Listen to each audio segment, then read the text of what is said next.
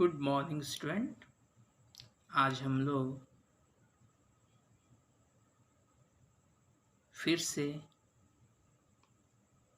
नई जोश उमंग के साथ अध्ययन करने के लिए एक दूसरे के समक्ष उपस्थित हुए हैं ऑनलाइन के माध्यम से।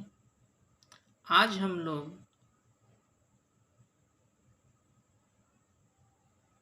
नाइन्थ क्लास के हिंदी पाठ्य पुस्तक के काव्य खंड से अध्याय 5 मैं नीर भरी दुख की बदली कविता का अध्ययन करेंगे।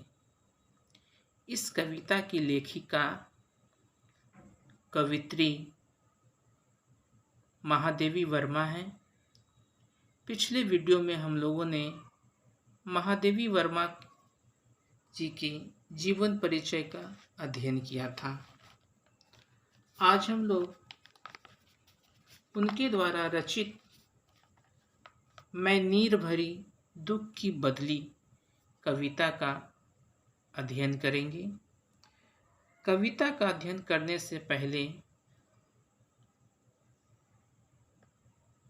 कविता का पाठ परिचय की कुछ झलकियां मैं आप लोग के समक्ष रखना चाहता हूं, जो इस प्रकार हैं।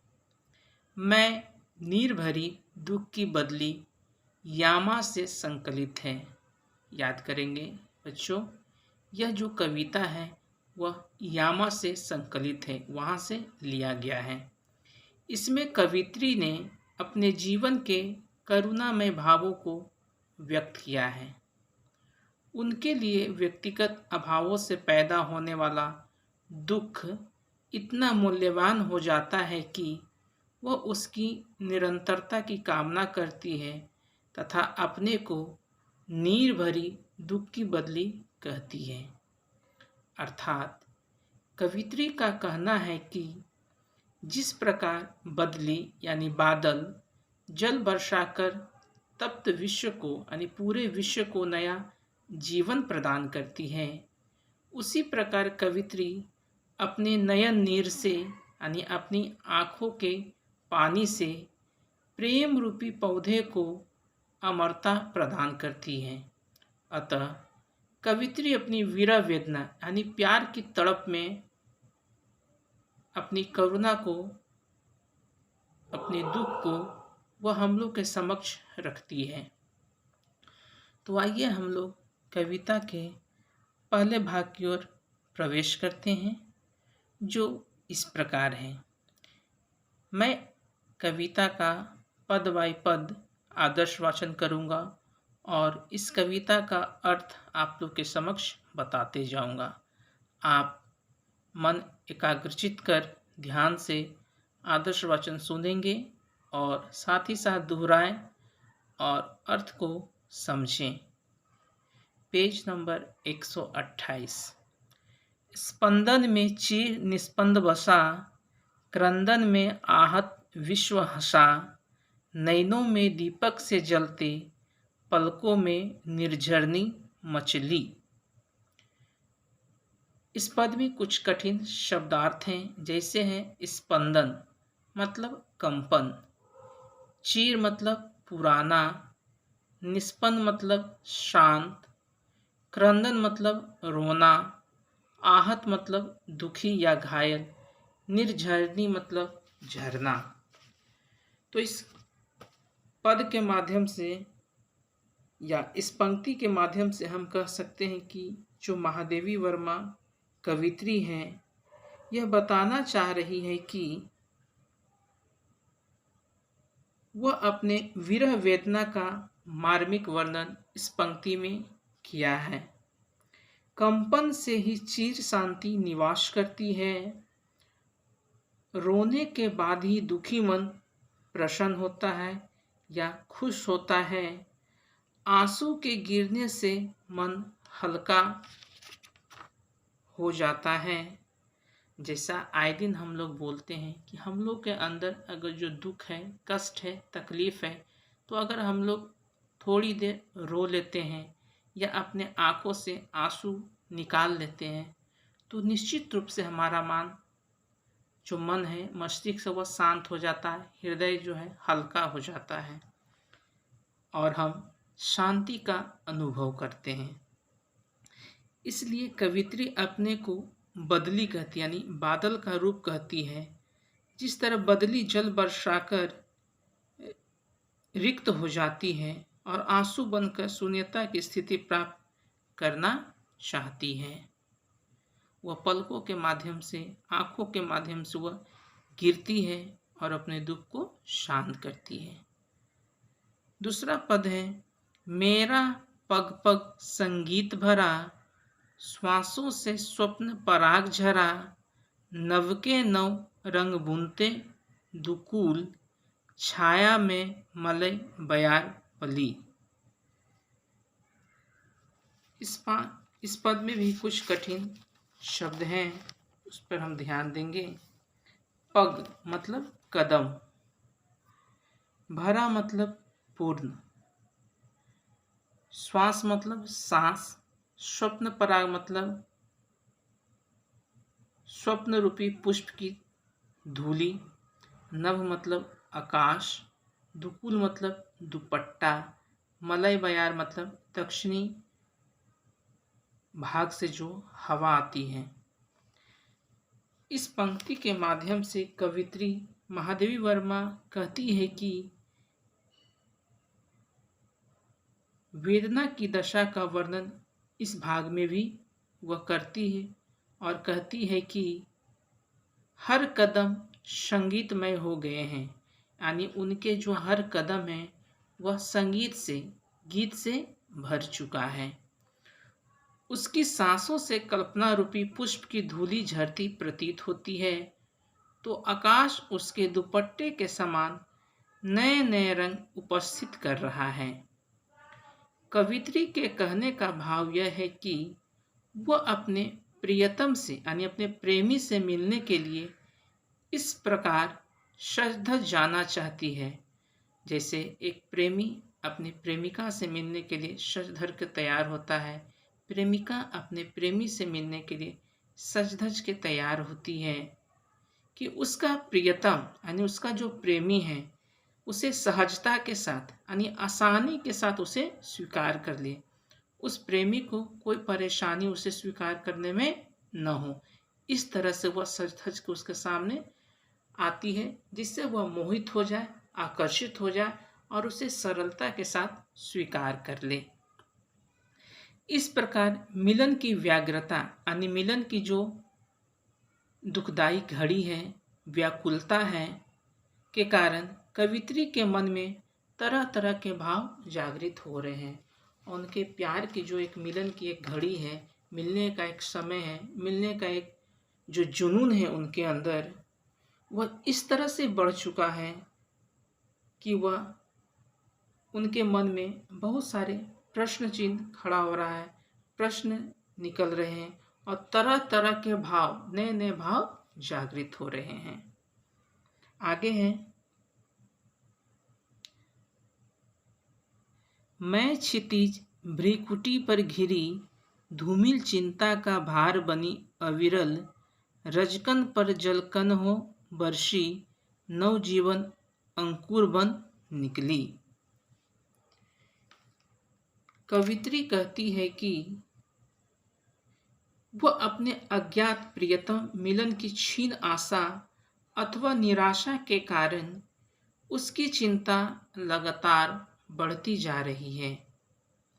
उसे लगता है जैसे प्यासी धरती पर बादल जल वर्षा कर नया जीवन प्रदान करता है, अर्थात तपती धरती को शांति प्रदान करता है। जिस तरह हम लोग देखते हैं गर्मियों के मौसम में कड़ाके की धूप में जब धरती गर्म हो जाती है, तब अगर वर्षा की अगर कुछ बूंदे धरती पर पड़ जाते हैं तो हम लोग एक शांति का, सुख का, आनंद का महसूस करते हैं। इसलिए उसी तरह बताया गया कि तप्त धरती पर को शांति प्रदान करते हैं। वैसे ही वेदना रूपी आंसू के, यानी दुख रूपी आंसू के जल गिरने से उसके मन की मलिनता अथवा निराशा दूर होती है तथा मन में नई आशा यानी नई चेतना, नया जोश का संचार होता है। आगे है चौथा भाग। पथ को न मलिन करता आना, पद चिन्ह दे जाता जाना। सुधी मेरे आंगन की जग में, सुख की सिहरन को अंत खिली। इस पद में कुछ कठिन शब्द हैं। पथ मतलब मार्ग, मलिन मतलब गंदा, पदचिन्ह मतलब पदचाप यानी पैरों का निशान, सुधी मतलब ख्याल या ध्यान, सिहरन मतलब कपकपी, आगम मतलब आना। इसमें कवित्री ने अपने अज्ञात प्रेमी से आग्रह किया है कि वह इस प्रकार आए कि उसका प्रेम पथ यानी प्रेम का रास्ता जो है न तो मलिन होने पाए यानी गंदा हो पाए, और न ही अपने पदचिन्ह यानी पैरों के निशान छोड़े, ताकि कवित्री की अंत में समाहित होने की भावना छीन न हो। कवित्री का मानना है तृप्ति मिलते ही व्यक्ति का प्रयास मंद हो जाता है, इसलिए कवित्री चाहती है कि उसकी वेदना उसे 100% कर्म पथ पर यानी उसके कार्य के पथ पर अग्रसर रखे। साथ ही कवित्री यह भी चाहती है कि संसार में उसकी याद करके लोग यानी संसार के लोग उसको याद करें, याद करते आनंद का अनुभव करते रहें।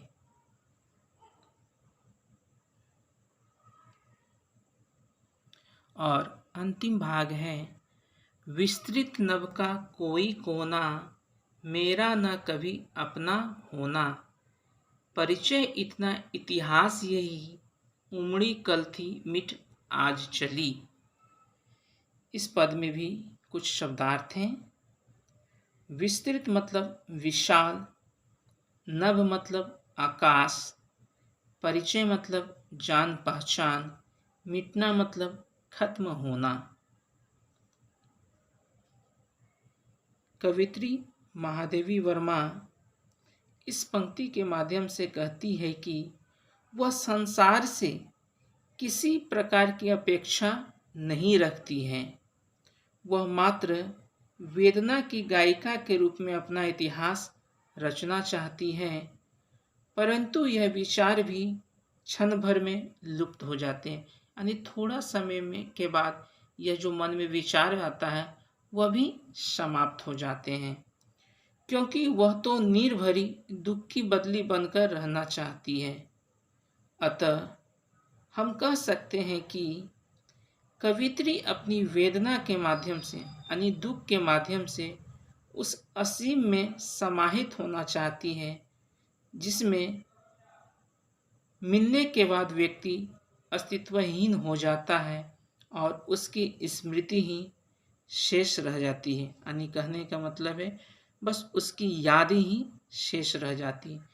जिस तरह से हम लोग देखते हैं कि प्रेमी और प्रेमिका का जब मिलन होता है, प्रेमी जोड़े का जब मिलन होता है, किसी कारणवश अगर वह बिछुड़ जाते हैं, उनका प्यार टूट जाता है, अधूरा रह जाता है, तो लोग एक दूसरे के प्यार में तड़पते हैं, जीते और मरने की कस्में खाते हैं।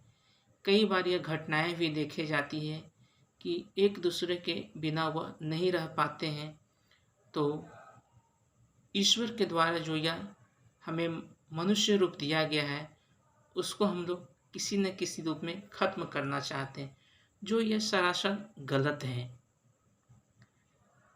प्रेम करना कोई गलत बात नहीं है, प्रेम निभाना उससे भी बड़ी बात है।